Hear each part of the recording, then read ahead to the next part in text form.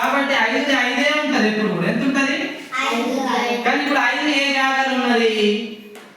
Tense లో ఉన్నది. ఏడున్నది? కాబట్టి ప్లేస్ వాల్యూ ఏమైతది? 50 అవుతుంది. ఏమైతది? 50. ఏమైతది? ఇప్పుడు అదే 3 అడిగినా అనుకోండి, అవునా? 3 యొక్క ఫేస్ వాల్యూ అన్న అనుకోండి. ఇప్పుడు ఏం లేదు కదా, 1వ తరగతి చదివిన మనోరమనే, 2వ తరగతి చదివిన మనోరమనే, 3వ తరగతి చదివిన మనోరమనే, 4వ తరగతి చదివిన మనోరమనే, ఇంటికి పోయిన మనోరమనే, బల్లి ఉన్న మనోరమనే, అవునా? అట్లనే 3 ఎప్పుడు కూడా 3, అవునా? కానీ అదే 3 పోయిన సంవత్సరం అదే మనోరమ 1 నుండే 2 నుండే 3 వచ్చింది, 4 వచ్చింది, మారింది కదా. మరి ఈడ 3 ఏ జాగ్రత్త ఉన్నది? 1000 దగ్గర ఉన్నది, వేలంలో ఏడున్నది?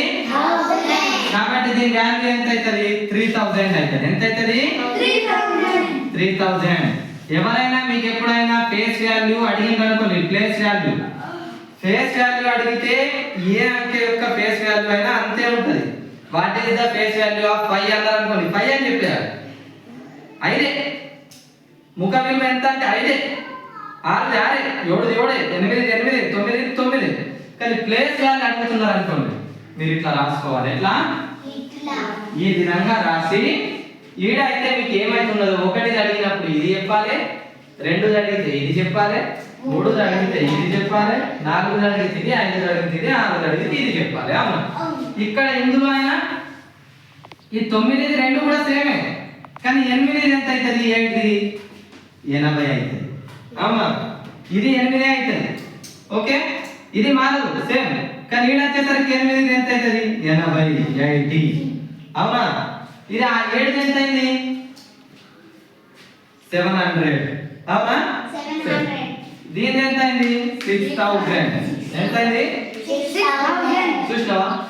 ఈ 6 వీడు ఉన్నప్పుడు 6 ఉన్నది, అదే ఈ 6 వీడికి వచ్చినప్పుడు ఏమైంది? 6000 అయింది. ఎందుకు?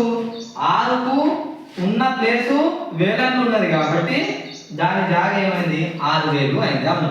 మీకు సున్నాలు, మీకు స్థానాలు గుర్తుండకపోవచ్చు, కానీ ఇట్లయితే రాసుడు ఈజీ ఉన్నది కదా. ఇది ఇంకొకసారి చెప్తా, గుర్తుపెట్టుకోండి. 1 2 3 4 5 6 7 8 9. ఎంత పెద్దదన్నా తీసుకోండి, అర్థమైందా?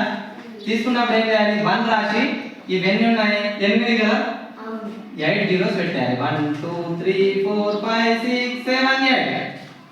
ఓకే, నెక్స్ట్ 2 తర్వాత 7 ఉంటాయి కదా, 2 1 2 3 4 5 6 7. నెక్స్ట్ 3 తర్వాత 6 ఉంటాయి కదా, 3 0 0 0 0 0. ఈ రకంగా రాసుకుంటూ పోవాలి. ఆ అంకె పెట్టి దాని ముందర ఎన్ని ఉన్నాయో అన్ని జీరోస్ పెట్టుకుంటూ పోవాలి. అర్థమైందా? ఇప్పుడు మీకు 2 విషయాలు చెప్పినా, అవునా? స్థాన విలువ, ముఖ విలువ, face value, place value, subtraction.